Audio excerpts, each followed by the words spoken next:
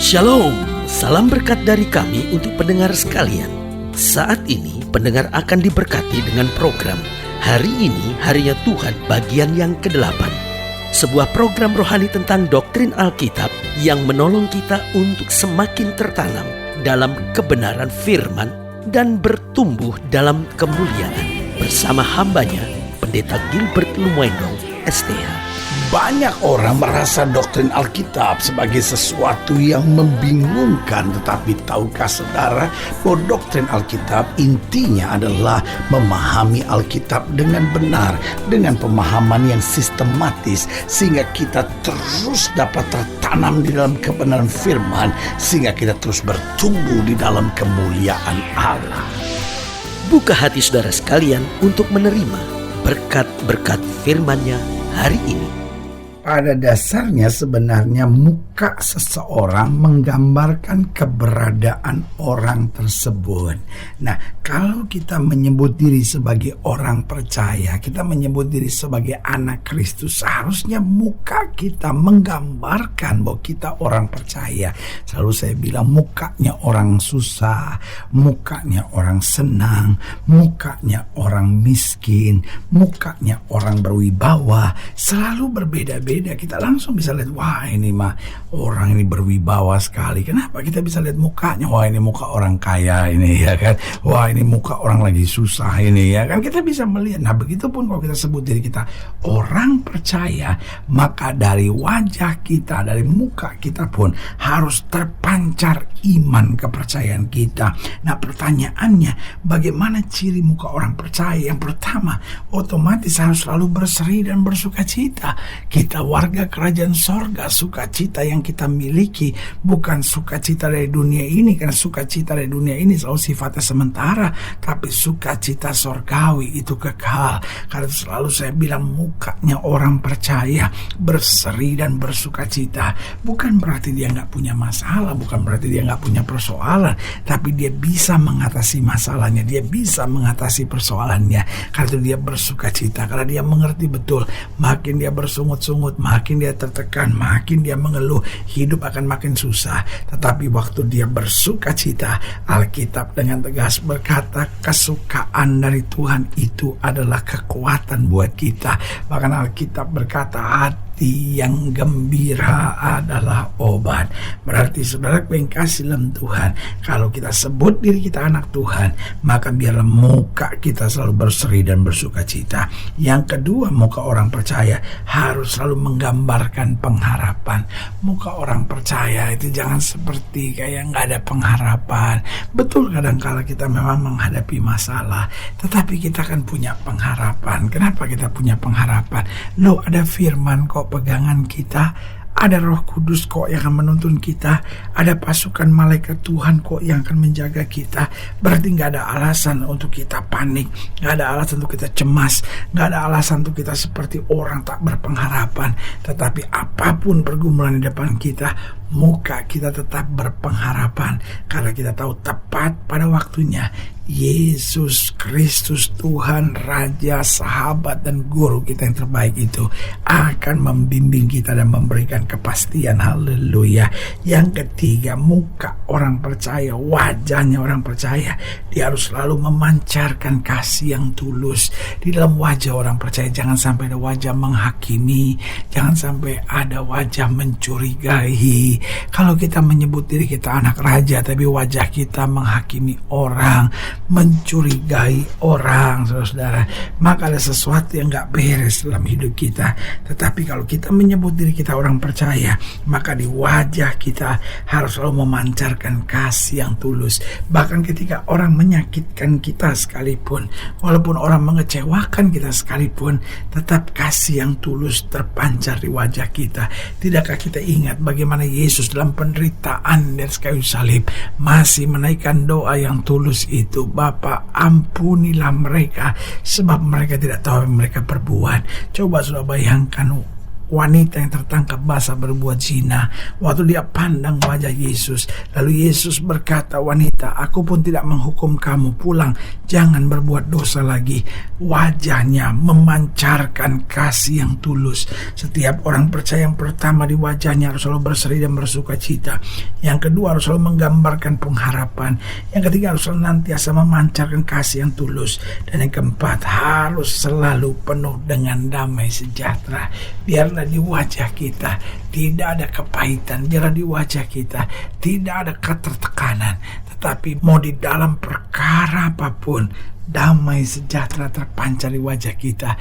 Sehingga mau pimpinan saudara di kantor, mau bawahan saudara, mau pekerjaan saudara, mau teman saudara, mau rekan saudara, setiap kali melihat wajah saudara, ada damai sejahtera ilahi yang terpancar di wajahmu. Haleluya. Selamat datang dalam program kita hari ini, harinya Tuhan, sebuah program rohani yang kembali mengingatkan kepada kita betapa pentingnya kita menjadikan firman Tuhan sebagai dasar keseharian hidup kita.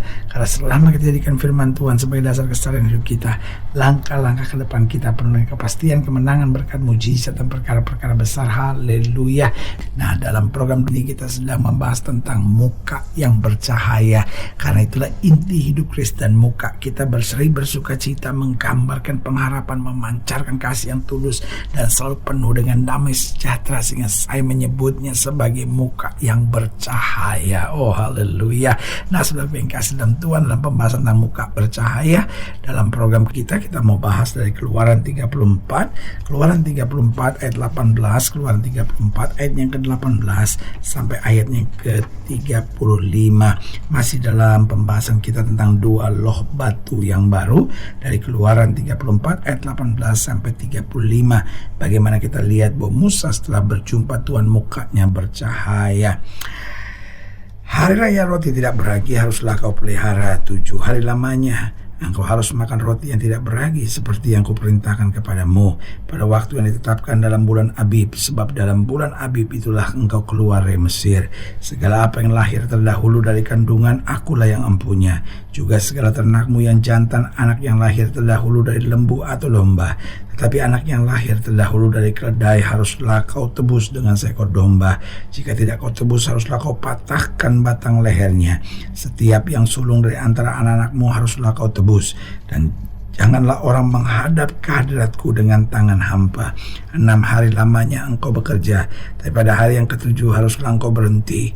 Dan dalam musim membajak dan musim menuai haruslah engkau memelihara hari perhentian juga. Hari raya 7 minggu, yakni hari raya buah bungaran dari penuaian gandum, haruslah kau rayakan. Juga hari raya pengumpulan hasil pada pergantian tahun. 3 kali setahun segala orangmu yang laki-laki harus menghadap ke hadirat Tuhanmu, Tuhan Allah Israel. Sebab aku akan menghalau bangsa-bangsa dari depanmu dan meluaskan daerahmu. Dan tidak ada seorang pun yang akan mengingini negerimu apabila engkau pergi untuk menghadap ke hadirat Tuhan Allahmu 3 kali setahun. Janganlah darah korban sembelihan yang kepadaku kau persembahkan beserta sesuatu yang beragi. Dan janganlah ada dari korban sembelihan pada hari raya Paskah bermalam sampai pagi. Yang terbaik dari buah bungaran hasil tanahmu haruslah kau bawa ke dalam rumah Tuhan Allahmu. Janganlah kau masak anak kambing dalam susu induknya. Berfirmanlah Tuhan kepada Musa, tuliskanlah segala firman ini, sebab berdasar firman ini telah kuadakan perjanjian dengan engkau dan Israel. Maka Musa ada di sana bersama-sama dengan Tuhan 40 hari 40 malam lamanya, tidak makan roti dan tidak minum air. Dan ia menuliskan pada loh itu segala perkataan perjanjian, yakni ke-10 firman. Ketika Musa turun dari gunung Sinai, kedua loh hukum Allah ada di tangan Musa ketika ia turun dari gunung itu. Tidak ia tahu bahwa kulit mukanya bercahaya oleh karena ia telah berbicara dengan Tuhan. Ketika Harun dan segala orang Israel melihat Musa, tampak kulit mukanya bercahaya, maka takutlah mereka mendekati dia. Tapi Musa memanggil mereka, maka Harun dan segala pemimpin jemaat itu berbalik kepadanya, dan Musa berbicara kepada mereka. Sesudah itu mendekatlah segala orang Israel, lalu disampaikannya kepada mereka segala perintah yang diucapkan Tuhan kepadanya di atas gunung Sinai. Setelah Musa selesai berbicara dengan mereka, diselubunginyalah mukanya. Tetapi apabila Musa masuk menghadap Tuhan untuk berbicara dengan dia, ditanggalkannya selubung itu sampai keluar. Dan apabila ia keluar, dikatakannya kepada orang Israel apa yang diperintahkannya kepadanya. Apabila orang Israel melihat muka Musa, bahwa kulit Musa bercahaya, maka Musa menyelubungi mukanya kembali sampai ia masuk menghadap. untuk berbicara dengan Tuhan. Saudaraku yang kasih dalam Tuhan, ayat bacaan ini menggambarkan 40 hari 40 malam Musa berpuasa, tidak makan, tidak minum di atas puncak Gunung Sinai. Lalu dia ketemu Tuhan, lalu turun dan mukanya bercahaya, mukanya bersinar. Saudaraku yang kekasih dalam Tuhan, dari ayat bacaan ini menggambarkan kepada kita hal-hal yang dahsyat, hal-hal yang luar biasa, bahwa orang percaya mukanya dapat bercahaya. Bagaimana muka orang percaya dapat bercahaya? Ingat, Alkitab berkata, apa yang di dalam akan terpancar keluar. Berarti kalau hati kita bersih, muka kita akan bercahaya. Jadi seorang mukanya bisa bercahaya jika hatinya bersih. Yang kedua, seorang bisa bercahaya mukanya jika hidupnya dekat dengan Tuhan. Musa dekat dengan Tuhan, cahaya Tuhan terpancar dari wajahnya. Lalu yang ketiga juga, kalau langkah hidupnya benar, meskipun orang itu tiap hari di gereja sekalipun, tapi kalau hidupnya penuh dengan kepalsuan, hidupnya penuh dengan kemunafikan, hidupnya penuh dengan kebohongan, hidupnya penuh dengan kecurangan, maka wajahnya juga butek, saudara. Wajahnya tidak ada cahayanya. Yang keempat, orang percaya hidupnya akan bercahaya jika imannya teguh, karena orang-orang yang imannya teguh tidak pernah khawatir untuk apapun, sehingga wajahnya memancarkan kemuliaan Kristus. Jadi ingat, orang percaya mukanya bisa bercahaya jika hatinya bersih, jika hidupnya dekat dengan Tuhan, jika langkah-langkah hidupnya benar, jika imannya teguh. Dan yang kelima, jika kehidupannya penuh dengan damai dan sukacita, karena damai dan sukacita itu yang akan memancarkan kemuliaan Tuhan di wajah kita. Karena itu saudaraku yang kasih dalam Tuhan, biarlah kita hidup dekat dengan Tuhan. Di wajah kita terpancar kemuliaan Tuhan, sehingga muka kita menjadi muka yang bercahaya. Haleluya. Saudaraku yang kekasih dalam Tuhan, jika sedang yang dilayani lebih jauh, hubungi kami melalui telepon, hubungi kami melalui surat, kunjungi website kami, karena kami ada untuk membawa Bapak Ibu Saudara senantiasa lebih dekat pada Tuhan dan mengalami kasih kuasa mujizat yang luar biasa. Haleluya. Secara khusus melalui program ini juga saya mau berdoa buat siapa yang sakit, siapa yang berbeban berat, karena saya percaya bahwa bagi Allah tidak ada perkara yang mustahil. Nah, saudara yang ingin didoakan secara khusus, boleh taruh tangan kanan saudara di dada dan kita akan berdoa. Mari kita berdoa. Bapa, dalam nama Yesus, sama doa buat yang sakit, sama doa buat yang berbeban berat, sama doa untuk setiap orang yang sedang menghadapi masa-masa yang sukar. Karena Bapak percaya bahwa bagi Allah tidak perkara yang mustahil. Bapak berdoa di dalam nama Yesus, mereka yang mukanya sudah penuh dengan kekhawatiran, ketertekanan, bahkan mukanya sudah memancarkan amarah dan kebencian, hari ini berdoa di dalam nama Yesus, sehingga di wajah kami, di muka kami terpancar kemuliaan kasih, berkat, damai, sukacita, cahaya Kristus boleh memancar di wajah dan muka kami. Di dalam nama Yesus kami berdoa. Haleluya. Amin. Saudaraku yang kasih dalam Tuhan, kita sudah berdoa. Ingat, Allah tidak pernah lalai menepati janjinya. Inilah saatnya buat kita untuk bangkit, bersemangat, bersukacita dalam menghadapi segala perkara. Karena kita tahu Yesus hidup, Yesus berkuasa, dan selalu menyediakan terbaik buat anak-anaknya. Doa saya menyertai saudara. Sampai berjumpa pada program berikut, dan jangan lupa jadikan hari ini harinya Tuhan. Haleluya.